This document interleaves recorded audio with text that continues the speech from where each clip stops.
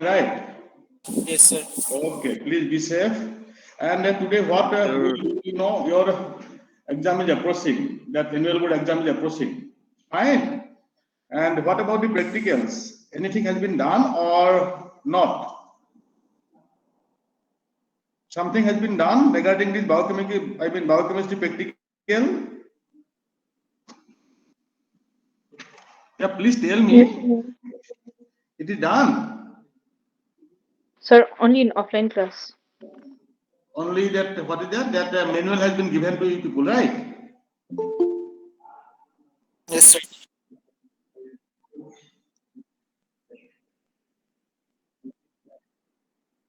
But after that, nothing.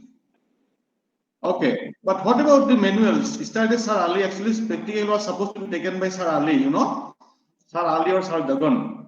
And yesterday, what Sir Ali told me is that he has given you the practical manual. Is it so? You have got the practical manual or not? Unit 2 particularly, you have got or not? No, please respond whether you have got or not. If you have not got, then I have to give you. And if you have got it, then I'm not going to give you. It's simple. No, sir. You have not got this practical manual yet.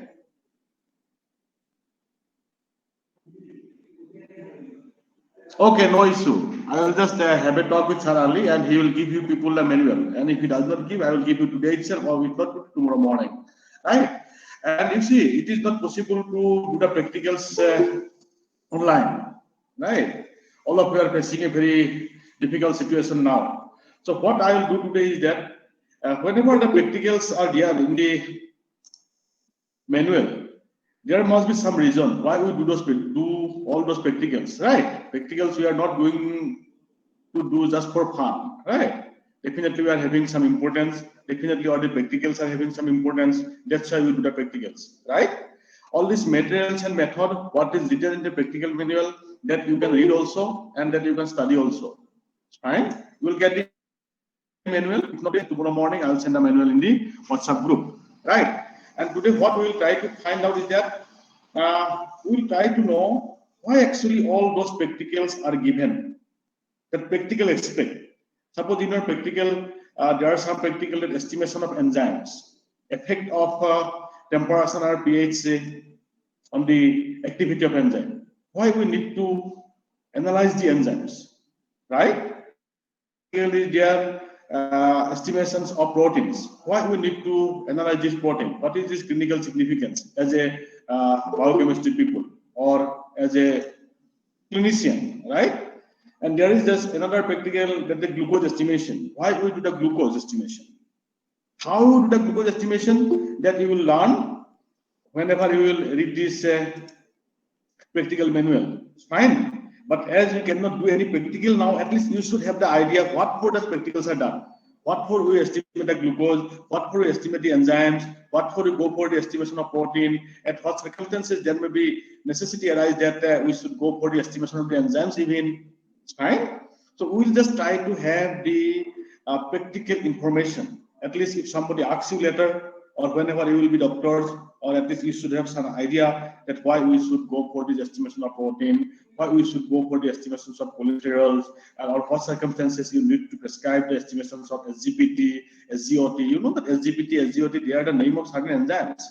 Fine. So we'll just try to have some common idea, general idea, why we do for the practical, why we go for all these practicals. Fine.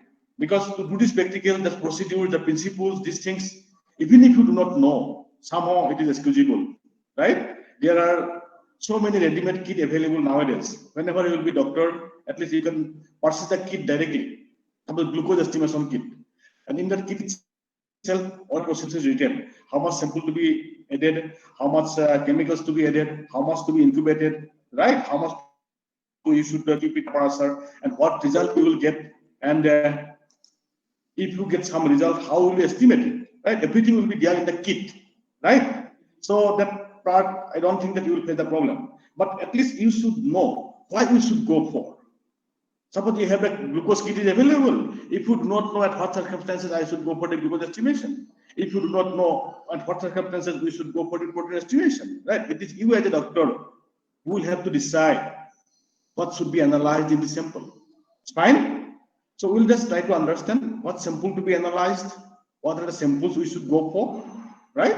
You must be aware that you see in this laboratory we analyze sometimes proteins, we sometimes analyze this glucose, cholesterol, but for that we use different samples.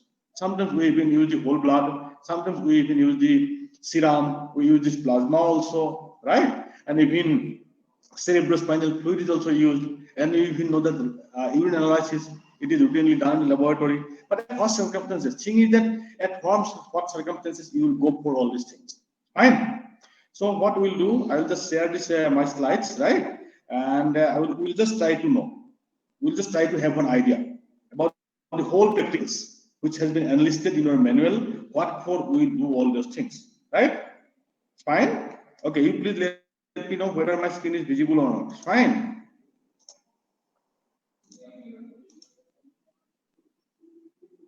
Is it visible? My screen is visible or not? Yes, sir. It's visible. Okay, it's fine. You see, again, I am repeating it that doing the practical is not possible. Procedures and principle, you can remember it. Even if you don't remember, you will have the, as a doctors, whenever after 5 years, you will sit in the clinics, you will get the ready-made kit, you will get the technician will do only using those kits. But as a doctors, you will have to tell what you need to do, right?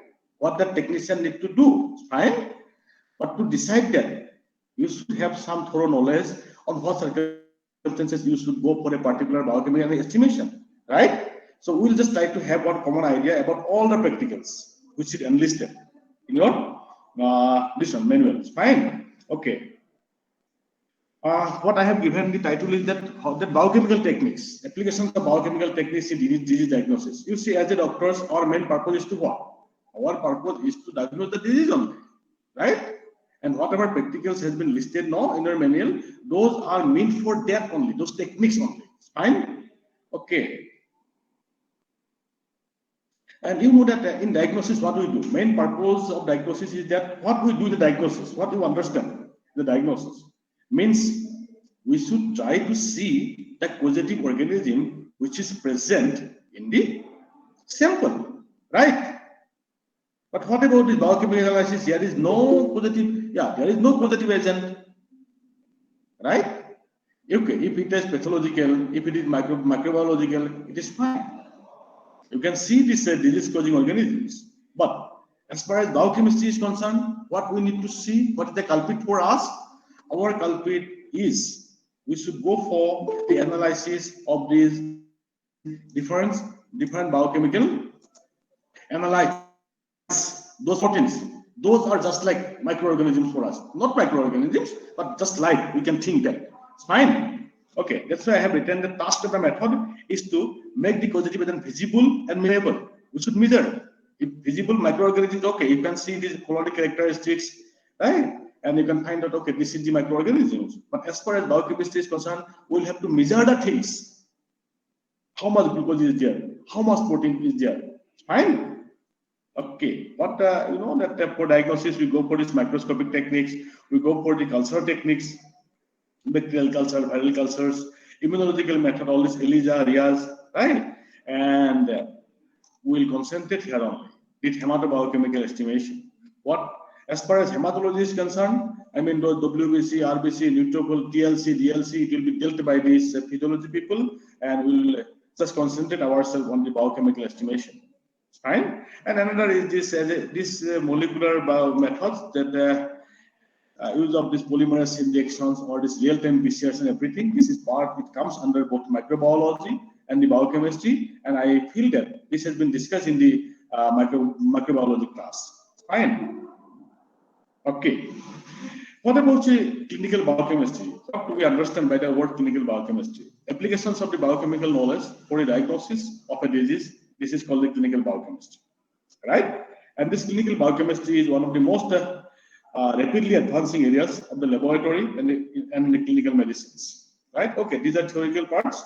You just please read it, But you should have idea what actually clinical biochemistry. Clinical biochemistry is nothing but the applications of the clinical knowledge in the clinics. In the clinics, what we'll go for, we'll just diagnose a particular disease, right? Okay. Another important part, as I have already said, is that the sample collection for the clinical biochemistry. All the body fluids can be used for biochemical analysis. Body fluids means what? The blood we can go for. If we again further divide these bloods, plasma or serum, we can go for, right? And we can even go for these urine samples. We can even go for the pleural fluid. We can even go for the cerebrospinal fluid. These are the body fluids. Fine. What is clinical biochemistry? Somebody asks you applications of the biochemical knowledge for diagnosing a particular disease condition is known as clinical biochemistry. The simple clinical biochemistry is the body fluids, right? Body fluids. We go for the body fluids only. We don't go for a tissue sample. Yeah, you can say, sir, blood is a connective tissue. That is different issue, right? So no, we don't go for this tissue sample. We'll go for these body fluids. Fine. Okay. Okay. What about this biochemistry? What for we go for this importance of hematobiology?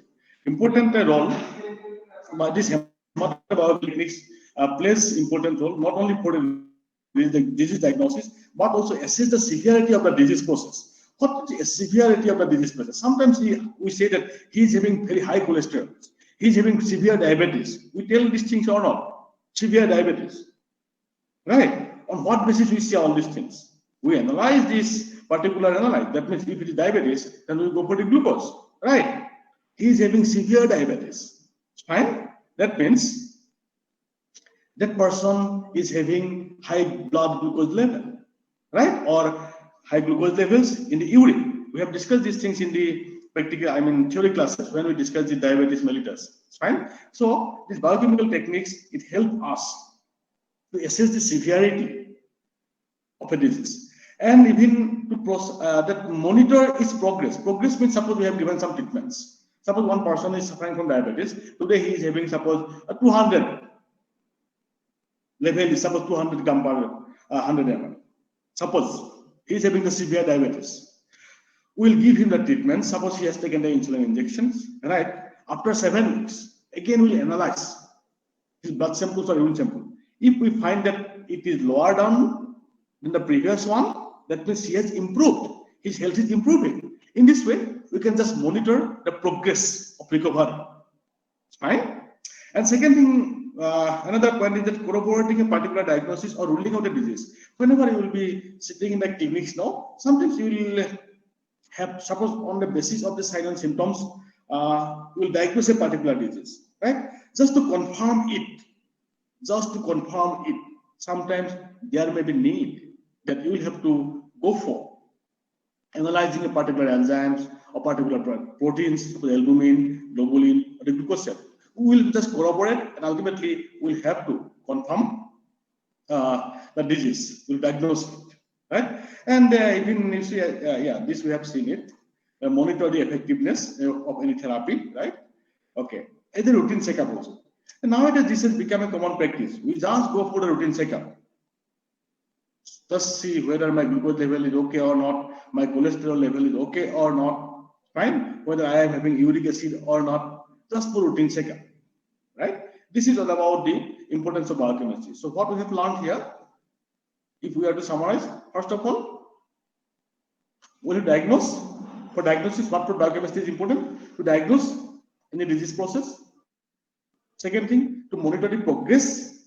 Third, just to corroborate with the clinical findings, signs and symptoms, and have a confirmed diagnosis. Effectiveness of particular therapy, and as a routine checkup also, we can go for, right? Fine. So you may say, sir, as a human being goes for the checkup, right? But in veterinary, is it so? Yes. Nowadays you see pet owners, dogs, they routinely, their pet owners are very sensitive, very alert nowadays regarding the health of their pet. Commonly they bring their pets, particularly dogs, for the treatments and for routine checkup. It's fine. Everybody is hearing me, right? Yes, sir. Okay, it's fine.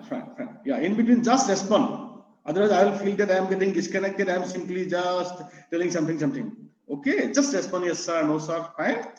Okay, good. You have understood that. What you have understood till now, you have understood what is clinical biochemistry, fine. You have understood how the sample to be analyzed in the clinical biochemistry, that is body fluids. Right? Body fluid may be anything. Third, you have what you have understood, what for this clinical biochemistry is important, right? Okay. Yeah, as I have said, that success in the clinical biochemistry depends on correct sampling procedure, right? Suppose we need to analyze glucose. If we collect the cerebrospinal fluid, how come it is possible? Glucose will come to the blood only, or at the most it will come to the urine only, right? So the correct sample is very, very important, right? Okay. Biological fluids which are employed in the clinical biochemistry, this includes mostly this blood. Again, I should tell here, blood means we can use the whole blood, or we can even use this plasma, and we can even go for the serum, right? Urine, cerebrospinal fluid, pleural fluid. You see, this cerebrospinal fluid and brain and pleural fluid, these are not that much routinely used. You see, cerebrospinal fluid, if you are to collect it, somewhere you will have to penetrate this one. What do you call? Your this meninges. Right? That durameter, pyometer, where the cerebrospinal fluids lies. Cerebrospinal fluids lie there only. It's fine. It is a complicated process. So these are not commonly used. And pleural fluids, the pleura. What is pleura? Pleura is this covering of the lung, or it may be in the covering of the heart also. There's a pleura, right? And there's pleural fluids also, right? We may go for. But these two are not routinely used. But what as it occurs, you will have to know blood and urines, right? Okay. Among these, blood we can use directly, as I have said already, or we can even go for the plasma or serum. Okay. Serum is the first choice. Serum is the first choice for this biochemical analysis, right? And I believe that you know how to collect the serum and the plasma, right? We have discussed so many times in the theory classes. Again, let me repeat again, right? If you have to collect serum, simple thing is that you don't need to add any anticoagulant. Blood will be coagulated and the serum will oozes out. And if you are to collect this plasma, then you will have to add the anticoagulant, right? And then to mix it, then we'll go for the centrifugation, and the plasma will come out. It's fine. That is the simple things you need to know. Okay. Why these body fluids? As I have told repeatedly that in clinical biochemistry, we should go for only these body fluids. Why body fluids? You just understand yourself. You just assume if something happens in the body, some metabolic alteration happens in the body. So where first all these metabolites will go? It will go to the blood only. Agree or not? If something happens inside our body, it will be reflected first where? It will be reflected in the blood only. Something will increase in the blood, something will decrease in the blood, and after blood, it will go to the urine. Fine. If the blood, after it crosses the threshold limit, then it will go out for the urine. It's fine. That's why body fluid is required. Let me read it. Metabolic changes which is associated with the specific disorders may give rise to changes in the biochemical properties of a particular body fluid. That particular body fluid, it may be changed in the what is called the blood. In case of diabetes mellitus, glucose level even sometimes get increased in the cerebrospinal fluid also. Fine. Okay. This is the reason why body fluid is used. If somebody asks you, any metabolic alteration that occurs in the body, it is first reflected. It is first reflected in the blood.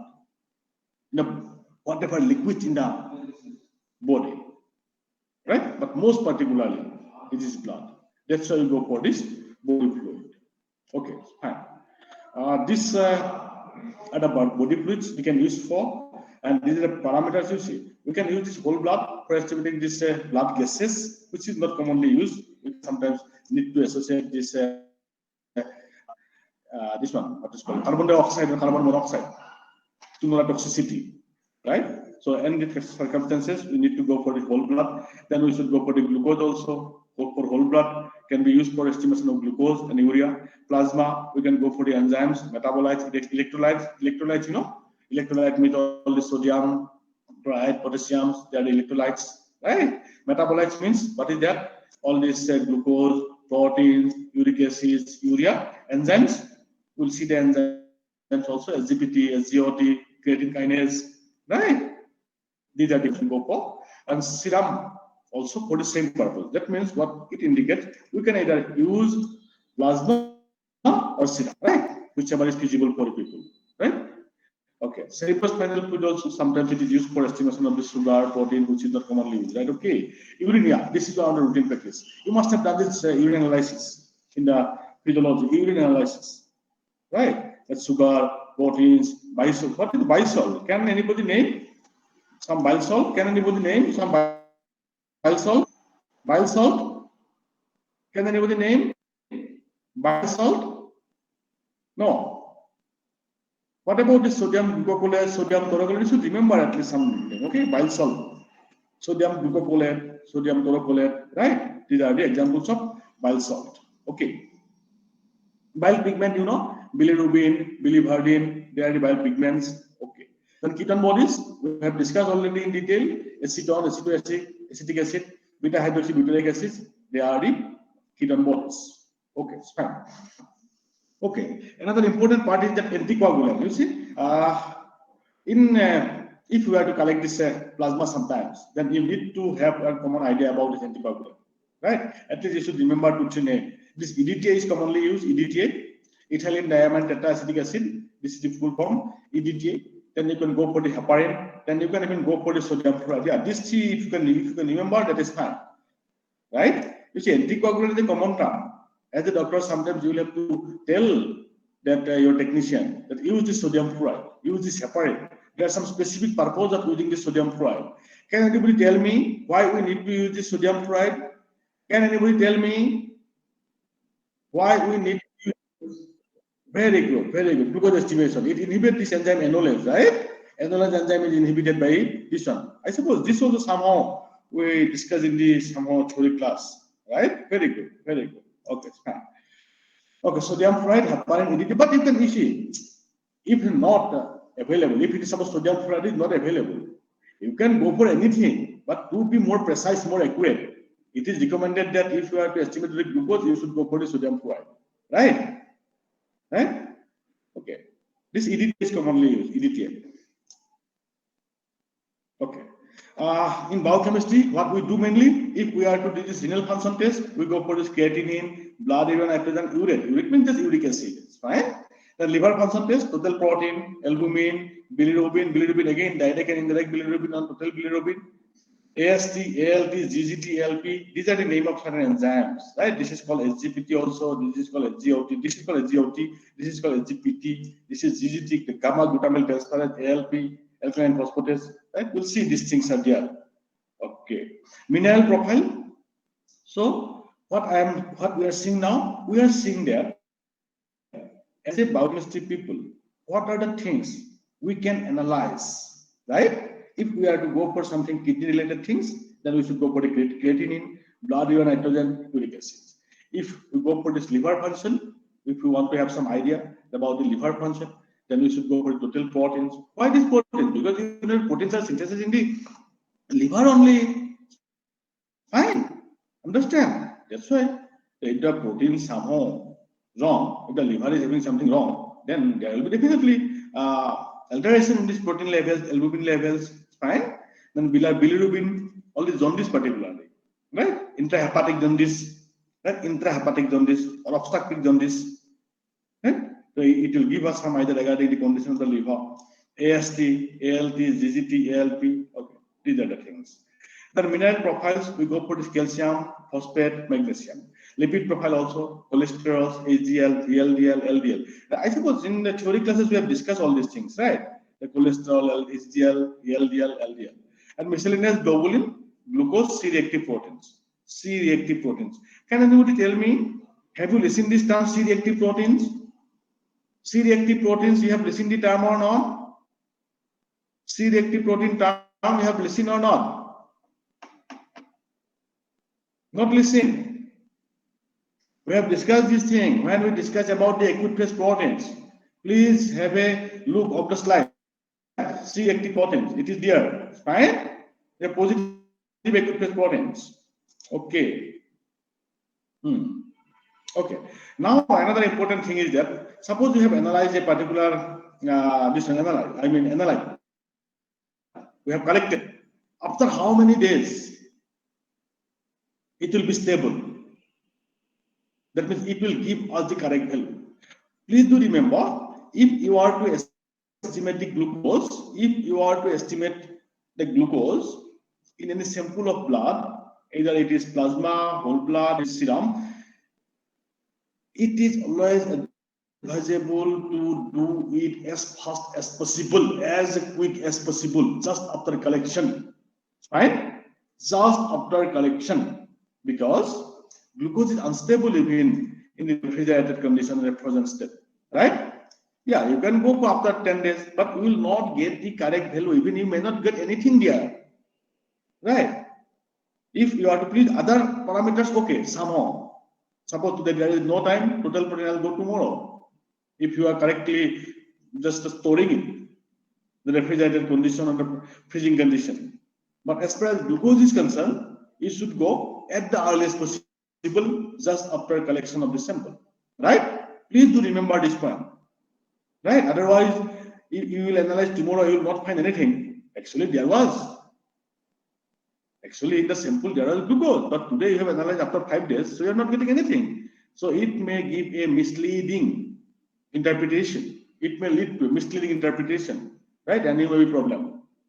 Fine. So please do remember, as early as possible, just after collection, you go for the glucose estimation. Others are okay. You can do it tomorrow also, right? As per your leisure, but still, as quickly as possible, any parameter. Okay, blood level, nitrogen, cholesterol, protein, calcium, inorganic phosphorus, chloride, they are little bit stable in the refrigerated frozen conditions, right? Fine. Okay.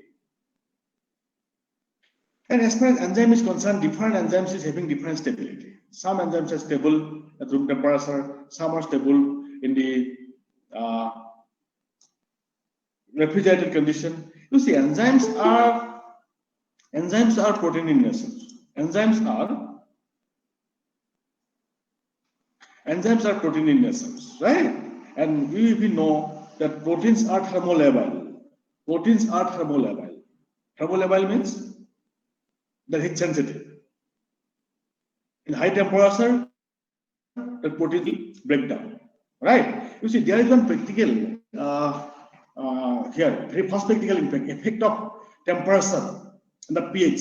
So let me tell you this idea also, give you some idea. Whether you have whether somebody has discussed you or not the factors affecting the enzyme activity, whether I have discussed or not, where somebody has discussed, it has been discussed, right? You know that you see around 30 to 40 degrees Celsius, enzymes will be highly active, right? After that, you see, initially the activity of enzyme is low. As the temperature go on increasing, activity of the enzymes will also increase to a particular limit, right? Temperature around 40, you can say around 35 to 45, right? After that, the activity of the enzyme is first, if it is low, then it will increase, then after some time, again it will go down, right? Around 40 or 45, the enzyme activity starts decreasing. And if you plot these things, you will find a bell-shaped curve. Can you remember somehow? It is coming to your mind that one bell-shaped curve is obtained, right? Fine or not? Yes, sir. Yeah, you see, if there would have been classes here, physical classes, we would have just done it. But at least just have an idea that as the temperature increases, activity will increase up to a particular limit. That particular limit is what? Around 35 degree to 45 degree. You can say, right? In some books, you may find that 40 to 50, but this is around 45. Just take it average, right? Up to this level, activity will increase. After that, activity goes down. Why it will go down? Because as the temperature increases, protein gets denatured, right? And most of the enzymes are protein, right? So if it is denatured, the protein cannot show its activity. So it will go down. Understand or not? So we'll get a bell-shaped curve, right? In pH also, right? At a particular pH, around you see, different enzymes are there. They need different enzymes. You see, pepsin, trypsins, I suppose trypsin, it needs alkaline pH, and pepsin, it needs the acidic pH. Fine. If I am wrong, you please tell me. Maybe pepsin, it likes the acidic condition, right? Around 5. And trypsin, it will be got around 7.5 to 8, right? So the activity of the enzymes also varies depending on the pH. Every enzyme is have the requirement of specific pH. Enzymes are very pH sensitive also. Do remember, right? Right? At lower pH, again, here also we will get a little bit bell-shaped curve. At low pH, suppose let us take the example of trypsin. We need around 7.5 to 8. If the pH is 2, its activity will be less. If pH is 3, it will increase up to a specific point, maybe around in between 7 to 8. After that, again, it will go down, right? Because again, as the pH changes beyond its requirement, then again this gets disturbed and activity gets it becomes down. Got it? If some the very first practical is that one only, effect of temperature and pH. Fine. So please do have just some idea only, right? As it is not feasible, no, just practicals. So okay, just have idea regarding that. What in one word, we will get a bell-shaped curve in both pH. I mean both this one, pH as well as the temperature. Why? At lower, it is less. As it increases, its activity also increases. Up to which level? Up to, if it is temperature around 45, and if it is pH up to the required particular pH of that which is specific to the enzymes. It's fine. It's fine. Okay, pepsin maybe around 5.5 or 5. After that, it will go on declining. It will just the curve will be declining. It's fine. Again, we'll get this bell-shaped curve. Okay, it's fine. Okay, room temperature also. Okay, room temperature around 25 degrees. Most of the clinically important enzymes are stable for 12 hours, except this acid phosphatase. Right? This is stable for only 4 hours. Refrigerated condition. You see, this thing you know to remember, right? But what things you should remember? If it is possible, try to store the enzymes in the refrigerated condition, right? Refrigerated condition -20. That is the one line you should remember, right? Suppose you have collected sample today. Today there is no time for you to analyze it. If it is possible, do it today and now only. If not possible, at least store it. Not room temperature. Don't store it in room temperature. Just store it in the refrigerated condition, -20 degrees Celsius, right? And try to analyze it as quickly as possible. That is the line to remember here. Fine? Okay. Okay. This preservative also, sometimes there's some preservative are also used, right? Because you see, blood, this is a good media for the growth of this bacteria, right? So sometimes you need to add certain antibiotics also, right? Any antibiotic may be used, right?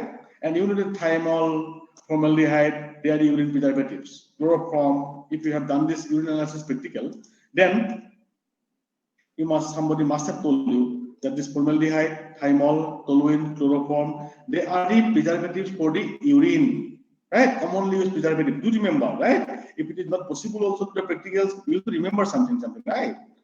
Just to remember the thiamol, toluene, chloroform, formaldehyde, these are the preservatives which we can use for preserving the urine samples.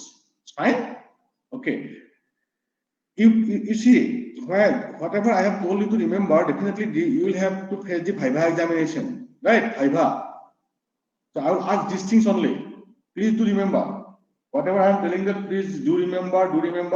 You please at least note down somewhere.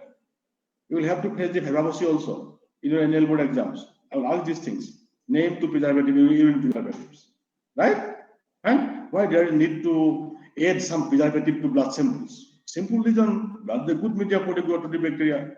So we need to add some antibiotics as a preservatives, right? So that our samples remain intact, does not get damaged. It's fine. To remember something. Good. Very, very good. Okay, now important part is that as a doctor, your clinician will just analyze the sample and he will tell you, sir, I have got this marks. So he cannot decide. It is you only, whether it is in the higher level or lower level. If it is in the higher level, what will be the condition? If it is the lower level, then what is the condition? So as a doctors, you will have to make the decision, and accordingly you will have to give the treatment. This is the most important part, the interpretation of the result. Right? Data can be generated by anybody. You can send a sample to anybody. You know that doctors tell you you just analyze your blood sample, and after that we show the report to the doctor. What doctor does? Doctor sees the report, and accordingly he makes some idea, he makes some interpretation, and he give you the prescription. He write the prescription for you. Right? That's what we have to do. So interpretation is the most crucial part. Analysis is okay. Anybody will do analysis. It is simply a mechanical job. But reagents are there, procedure is there, sample is there, just do it, whatever is written in the procedure. Right? But interpretation, you will have to do it. So please. Okay, let us see certain important, which is another practical, the glucose estimation. In your second what is called unit 2 practical, estimation of glucose. If you would have been here, we would have gone for the estimation of glucose. That's procedures. But as you people are not here, it is not feasible to the practical. At least let us have some idea, right? Okay, I'll read only now. Now I'll read only wherever I feel that it is important to remember or tell you people. I will tell you. Okay, the blood glucose level is altered in various metabolic and endocrinological conditions. What is endocrinological condition? Endocrinological condition means hormone related, and we know that diabetes is there, insulin is the culprit there, into the criminal there. Fine, endocrinological disorders. The blood level is altered in various metabolic and endocrinological disorders. Right? Okay. Fine. What would we go for the estimation of blood glucose? We'll go for if we suspect that animal is suffering from the diabetes mellitus. Right? Diabetes mellitus. Right? Diabetes mellitus. This is the important, this one here. And as far as diabetes is concerned, we have discussed a lot in the theory classes, maybe 2-3 classes. It's fine. I even told you that the dogs, they mostly suffer, and I even added that as far as ruminants, there is no report. I even cannot encounter, I have even not seen that this cow is suffering or this buffalo is suffering. Yeah, as far as dog is concerned, cat is concerned, you will encounter some cases, right? Okay, glucose. Okay, this is also again important thing is that if you are to, as a doctor, as you will have to, what is called, have an idea whether it is increasing or decreasing. So you should know about the normal level. If it is normal level is there, then only you will be able to find out, right? And these are certain important things. Cows are the normal range 45 to 75 milligram per DL. This thing also somehow you will have to remember, and if you cannot remember, at least you will have to make a chart of it, right? You will have to note down somewhere and just fix it in your chamber, right? Okay, this you have to remember only. So let me skip also. Okay, clinical interpretation we have seen as far as diabetes is concerned. We have discussed a lot, all this oral glucose tolerance curve and everything. So I would like to skip here, right? Just to refresh you is that you know that if there is any problems in the pancreas, particularly in case of Langerhans, there may be a problem of the diabetes. Fine. Okay. These are the conditions. It increases diabetes mellitus, pancreatitis, excitement, convulsion. You just read it. Just have an idea only. Just have an idea. But again, in one line, this there may be listing of so many things, but we go for only the diabetes, right? Or if we go for some infection in the pancreas or inflammation of the pancreas, then we go what is called glucose estimation. Others are okay, others are fine. For writing in the exam purpose, hypothyroidism, hyperthyroidism, oh yeah, this is the important thyroidism. Nowadays, everybody go for the estimations of the thyroid hormone, thyroxines, right? Right? This hypothyroidism or hyperthyroidism, it is at the glucose level, it is increasing the hyperthyroidism, right? And decrease in the hypothyroidism. These two are the important line here: diabetes mellitus, thyroidism. Because nowadays, what I have listened, mostly those people discuss about that my thyroid hormone is increasing, my thyroxine is increasing, my thyroxine is decreasing. Right? So you should have some idea that this may also have some bearing with the glucose. Okay. Then come to the total portals, right? The measurement of the total protein is not directly indicative of the presence of any disease, but indirect correlation with disease process. Right? What it says that the higher level or the decreased level of the protein may not directly give you some idea about a particular disease, but really it is helpful. Generally, when we suspect the liver disease, parasitic disease, pregnancy, pregnancy, right? We have seen that anemia, I mean, what is called? One is the hemoglobin, there is anemia, right? Anemia, hemoglobin. This is also a that globin part is their protein, right? So hemoglobin goes down, then there will be anemia. Another edema, you must have listened to the term edema in pathology, right? This is also occurs due to this one, what is called deficiency or lower level of the protein. So do remember, right? Edematous swelling, yeah, pregnancy, start with edematous swelling, right? In this condition, we go for this total proteins, right? As far as sample is concerned, you can use any protein, plasma and the serum, right? Right? Okay. This also we have seen in the theory classes. Albumin, globulin, we have discussed or not? We have seen this or not? Can you remember? Regarding this, Yes, sir. right? We have seen all these things, right? Sir. So, yeah. Sir. So I will just try to skip something, so that you won't get bored. You don't finish the class. You don't leave, right? After a long gap, I have to stop to say something to my students. So there are 44 students, and now it is decreasing to 39. Right? Don't leave. At least just listen something, right? Please don't leave. Yeah, I understand that from the morning you have attended 2 hours of pathology lecture. But whatever I am going to say, that is also equally important. Right? Fine? Okay. Please be in the class. Don't leave. Okay, it's fine. Okay, we like to skip here because albumin, globulin, this we have discussed in detail. Okay, protein, okay, we'll just skip all these things. You don't worry, I will just keep the things only. Right? Whenever important, then only I will say. Okay, this is also again this normal level. There is no other go. If you can remember, it is well and good. If you can remember, again, you make a chart, take a print, and keep it. Right? Okay. Increase in which condition? It may be increased. In case of aged animal, shock, this is important, shock.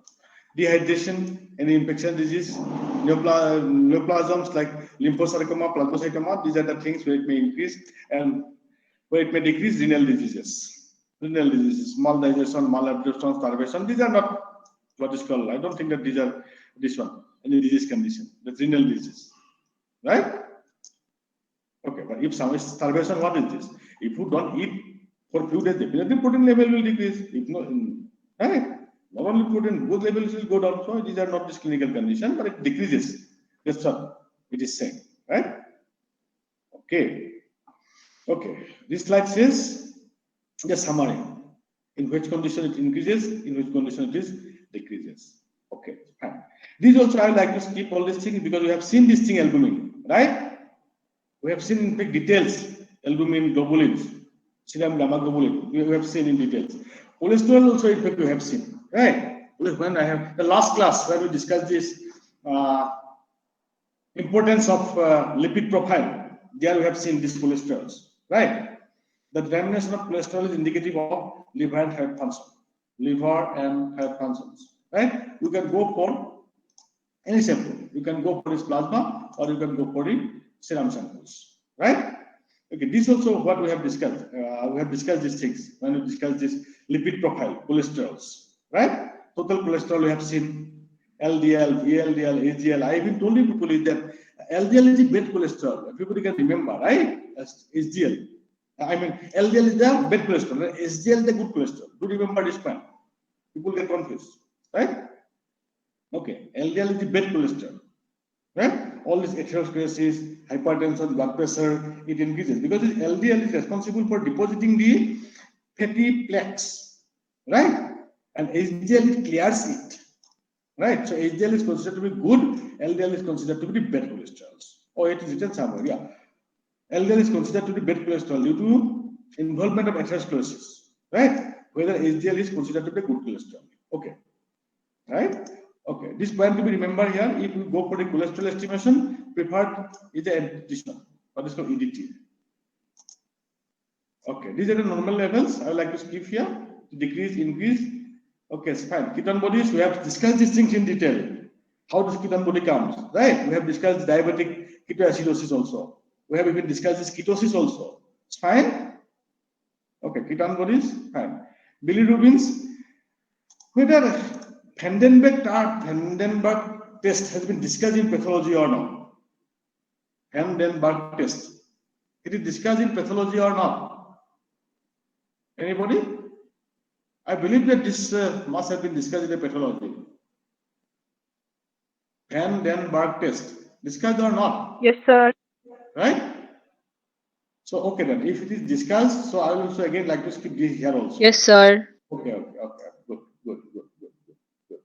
Very good. Yeah. It must have been discussed. And when it has been discussed, they must have told you that what is total bilirubin, what is direct bilirubin, what is indirect bilirubin. Right? So you should have some idea also. Because this is also one of the important. Jaundice. You will find it. You will find it in ruminant also, you will find it in non-ruminant also. So please do remember. Right? Direct bilirubin, indirect bilirubin, what is this? These normal levels. You should have some idea. Okay, clinical interpretation, you know it, right? There is jaundice only, nothing to. Yeah, jaundice again, there is hemolytic jaundice, there is obstructive jaundice, whatever it is, right? So you have some, you have to have some idea regarding that also. Okay, yeah. Another important is the urea.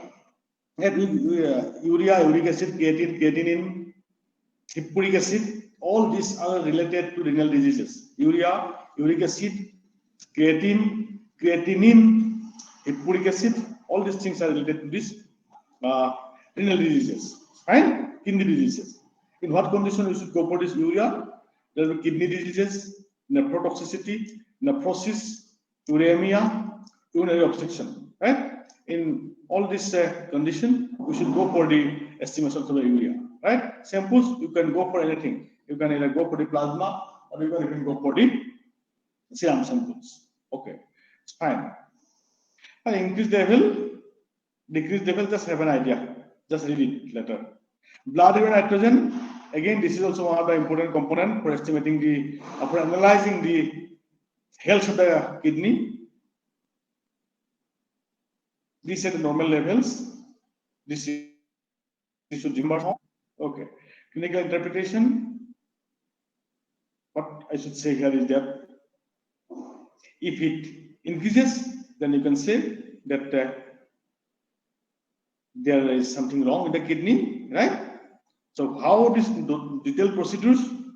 So let me skip how it happens, right? Just to remember, if you are to go for the renal diseases, you will have to go for the analysis of the urea, uric acid, blood urine nitrogen, creatinine, or creatine, right? But specific thing, I will just share this PPT also in your this one WhatsApp. So please have a look of this PPT in details. Okay, these are the increase conditions where it increases, where it decreases. Okay, creatinine, yeah. Performing kidney disease, especially uremia. If it is, what is uremia? If it is that urea is increased, that blood level, increased level of this urea in this blood, right? In this condition, you should go for this one. You can go for creatinine also, in addition to this urea, right? Samples, you can go for the serum. Increased levels of creatinine, you can observe in the severe nephritis. You see, all these things, no? Creatinine, blood urine nitrogen, uric acid, all this in any renal diseases, nephrotoxicity or anything, kidney damages, these things will increase, right? So it is very difficult to demarcate which will increase in which condition, right? So you will have to go for estimating all the analytes just to have an idea, right? So you don't need to just worry that urinary obstruction where it will create in which condition. Any renal diseases, go for the estimation of these things, right? Not specifically urea, not specifically uric acid or creatinine. If it is feasible, if it is possible, go for all these 5-6 parameters, right? Okay, creatinine, normal levels, you should remember. As far as this calcium is concerned, you know that what is a milk fever? This I have discussed or not, milk fever. Milk fever I have discussed or not in theory classes. Milk fever? No. Milk fever, you have some idea or not? Milk fever. Yes, sir. You have some idea, right? Okay. Okay. So in that condition, you'll have to go for this one. Milk fever. This is the common condition, milk fever, right? So maybe in the clinics now, whenever you come to this one, attend this clinics, maybe third year, then you will have to learn these things details. But do remember, as a biochemistry people, which things is responsible for this milk fever? Decreased level of the calcium. That's what I want to say. Other things are okay. You just read it. That hypothyroidism, starvation, or ketosis, okay, it's fine. Right? For ketosis, nobody is going to estimate this calcium. People will estimate the ketone bodies, or people will estimate the blood glucose level, because diabetes also results in ketosis. So nobody is going for this calcium, right? But if there is milk fever, you will have to go for the calcium estimation. It's fine, right? So please do remember, osteomalacia, yeah, this is also related to this one, calcium, particularly, right? Vitamin D deficiency is okay, it's fine. But milk fever, please do remember. Okay. As far as magnesium is concerned, magnesium titany, magnesium titany is responsible. So in that condition, you'll have to go for this magnesium. Okay. This sodium and all these things are not generally analyzed, electrolyte balance, but under some specific conditions, suppose the animal is very cachectic condition, very cachectic. So you can, at the time, whenever you will be giving this saline, then you can just check it. Before injecting the saline, you can go for whether this electrolytes are okay or not. But, right? In the circumstances, you should go for the sodium or chloride. Okay. Let me skip all these things. Okay, another important part, the enzymes. Right? Enzymes are most commonly used. Right? And whenever you will be attending these clinic classes now, maybe after 1 year, 2 years, then you will just encounter that most frequently the enzyme SGPT, SGOT, creatine kinase, LDH, ALP. These are the 4 or 5 enzymes which are commonly prescribed for this analyzing to our laboratory, right? These enzymes are also considered to be the marker of different cellular damages, right? So let me tell you one chart. Okay, these amylase enzymes. Amylase enzyme is considered to be this marker enzyme for the acute pancreatitis. SGPT or ALT, this is the liver diseases. SGOT or AST, this is the myocardial infection. Creatine kinase, this is again this myocardial infection. Aldolase, muscular dystrophy. Acid phosphatase, prostatic cancer or prostate glands, right? Alkaline phosphatase, yeah, this obstructive jaundice or rickets, right? Rickets, you can see from the symptoms only, ricket. So nobody will go for this ALP for diagnosing ricket. You can see ricket, right? So by seeing the animal itself, you can know it. So you are not going to this one, but obstructive jaundice, it may be required. You go for this ALP. It's fine. Then the heart attack, liver disease, this lactate dehydrogenase enzymes may be of use. Okay, these are the normal levels. Normal levels, neither I can even remember, neither you can even remember. But as a clinician, somehow we should have some idea. So exact value, even if you cannot remember, but at least you should have this one. Just prepare this chart somewhere in a big and just keep it in your chamber. But whenever necessity, you can just refer to that, right? Because it is not this one so easy to remember all these things, right? Very specifically. Okay, then. This is all about these practicals, whatever has been written, right? In your practicals, calcium estimation is there. In your practicals, estimation of certain enzymes is there. In your practical, estimation of glucose is there. In your practical, it is the cholesterol estimation, the protein estimation, the effect of temperature of enzymes, right? Effect of temperature of enzymes. I mean, temperature and pH on the activity of enzymes. So what today I just tried to tell you people is that just to have some idea what for we always do all these practicals, right? If you would have been here, then we would have done these practicals one by one. Then we would have discussed the details, all these procedures and principles. But as it is not possible, so I just tried to give you one common ideas what for we are going all those practicals. It's fine. Okay, then we'd like to stop here today. And if you are having something specific to ask me, yeah, as far as the mark is concerned, third semester I have evaluated, everybody has scored very good marks. That's what I can, just to make you people happy, right? Today only I have to send the mark. In a third assessment particularly, yeah, second assessment, I do not know. Second assessment, who have evaluated. First assessment, even I do not know who have done it. But as far as third assessment, right, that I have done, and whatever you have written, even around 10 to 15 students has got 40 out of 40, right? Only 2 or 3 students has got less than 30, and I have felt very sad for them. You see, in the objective, if you do the mistake, I cannot do anything. Subjective, whatever 5 marks or this, or I have given you full marks.